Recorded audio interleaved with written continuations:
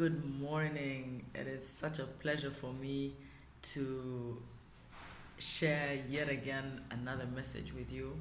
I thank you so much for your feedback from the message that I shared on Saturday.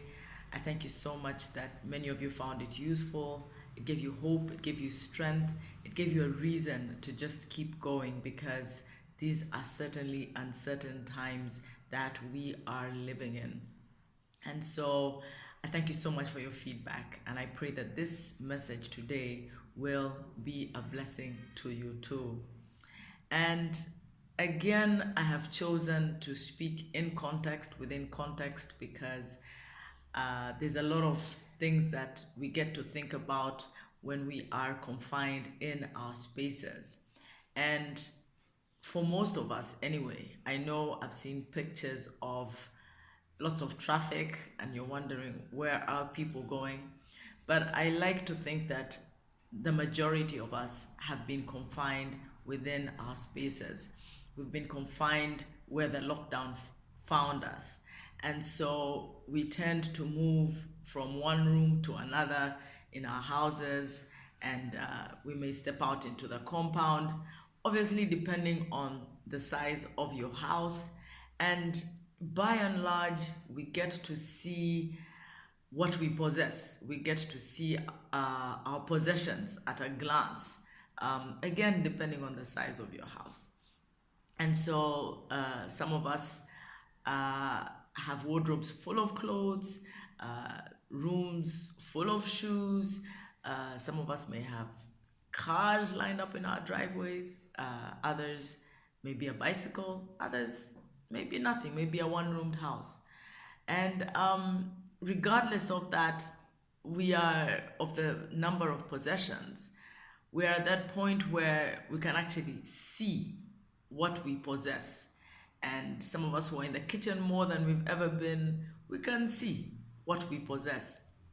And so the title of this message today is really a question that I'm just posing to all of us. What does your life consist of?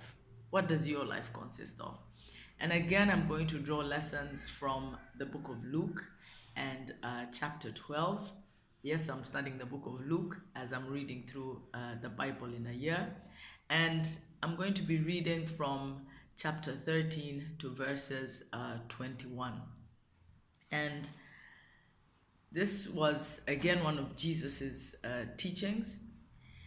And so someone in the crowd said to him, "Teacher, tell my brother to divide the family inheritance with me." But he said to him, "Man, who appointed me a judge or arbiter over you?" And he said to them, "Beware and be on your guard against every form of greed, for not even when one has an abundance does his life consist of his possessions." And he told them a parable, saying, "The land of a certain rich man was very productive. And he began reasoning to himself, saying, 'What shall I do, since I have no place to store my crops?' And he said, 'This is what I will do. I will tear down my barns and build larger ones, and I will store all my grain and all my goods. And I will say to my soul, Soul, you have many goods laid up for many years to come. Take your ease, eat, drink, and be merry.' But God said to him, 'You fool, this very night your soul is required of you. And now who will own what you have prepared?' So is the man who lays up treasure for himself and is not rich toward God." So there are many lessons that I found in this short scripture that I thought actually makes sense in this season that we are confined to our homes. So the first thing that we come across is a family inheritance issue. Now, I know that our courts are full of family inheritance issues. Perhaps you are going through one even now. And Jesus says one thing here. He says, "Be on your guard against any form of greed. And we find that he says something really powerful right here. He says, "For not even when one has an abundance does his life consist of his possessions." Our life does not consist of our possessions. What does your life consist of? Perhaps it's a question that you need to be asking yourself right now. Is it your clothes? Is it the things we stock up in our homes? Is it the things, our offices are the most beautiful offices? Is it in the number of cars? And here it's a very powerful lesson for us right now. Our life does not consist of our possessions. And so, in a season where there is a lot of death around the world, we are reminded that we come into this world naked, and we actually go out naked. We don't go out with any of this stuff that we collect. And material possessions are for the body. If we see the scripture, this guy was like, let me build larger storehouses, and let me eat and drink and be merry. But our life does not consist of that. Food, clothes, rejoicing. That's not what our life consists of. I'm reminded of Genesis chapter 1. In the beginning, God created the heavens and the earth. So there's the spiritual dimension to life, and then there's the physical dimension to life. And it's the principle of duality, where there's the spiritual and the physical. So in life, we must always be looking at life with the two eyes that God gave us, but with the physical eye and the spiritual eye.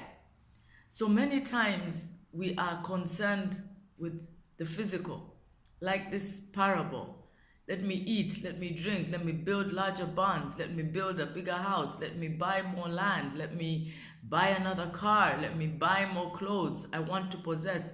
And I'm not saying that work is bad, and I'm not saying that it is bad to possess these things. But there's a duality. We must be able to balance between the physical possessions and the spiritual possessions, because our life does not consist of these possessions, however many, however few.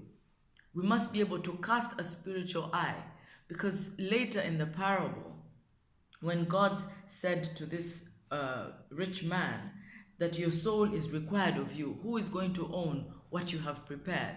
So there comes a point where our soul must give an account, and we might have a lot in our physical bank account, in our physical possessions, we're totally loaded. But when our soul, at the spiritual dimension, there is emptiness, there is nothing there. What is there to give an account of when we are supposed to give an account of our lives? Because our lives do not consist of our possessions. And so this is really a challenge for us, to cast a spiritual eye on being rich towards God. Because in verse 21 it says, "So is the man who lays up treasure for himself and is not rich toward God." So, yes, we can do the physical things and have these possessions, but we must be able to balance, because one day when we die and we pass on to the other world, what is the weighing scale like for our soul? And so today I wanted us to just challenge ourselves to think of the spiritual and the soul, the spiritual dimension, and to be rich towards God.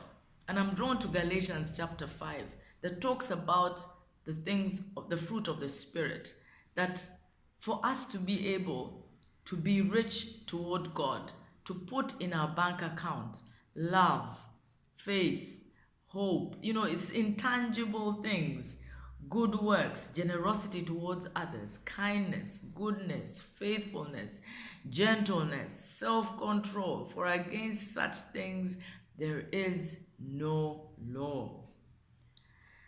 And so the question is, what does your life consist of?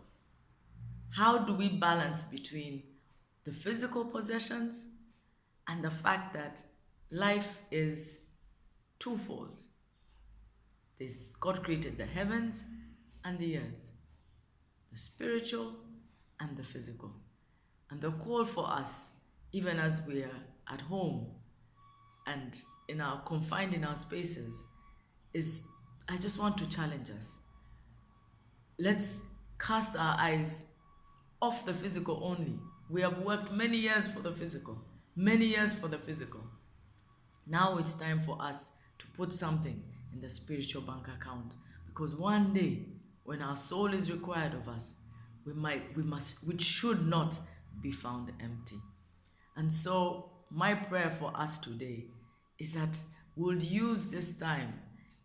We were given a verse at the beginning of the lockdown that close the door behind you, that we'll use this time to look at our spiritual bank account, and may God give us the wisdom, because He has given us so much. Some of us have gifts, some of us have talents. They are intangible things that God has given us.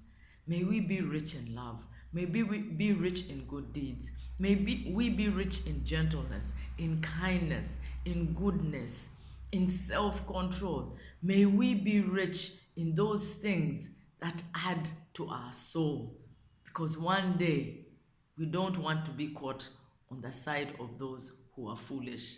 With the time that God has given us, with the gifts and the talents that God has given us, each of us has something. That's why we are still here. Each of us has something that we can give to our family, to our neighbors, to the world, to our generation, each and every one of us. And so I pray that this will be a time where we think about these things, and we don't just think about these things, but we actually start to put them into action. What does your life consist of? May God bless you and give you wisdom as you think about these things. Because you know what? We may think 21 days is a lot, but it isn't. Let's use this time wisely. Let's use this time to rethink our lives, to re-engineer our lives, to just rethink and make something and do something different, so that post-COVID, we don't just go back to business as usual. Because guess what? It's two-dimensional. Life is two-dimensional, and just doesn't consist of the things that we possess. So may God bless you. May God make you a blessing. May God show you how you can balance your life out. Don't just develop the physical, develop the spiritual as well, because life is two-dimensional. I thank you so much for listening to this. I pray that you may share it with someone else. Teach it. If you've learned something from it, teach it to somebody.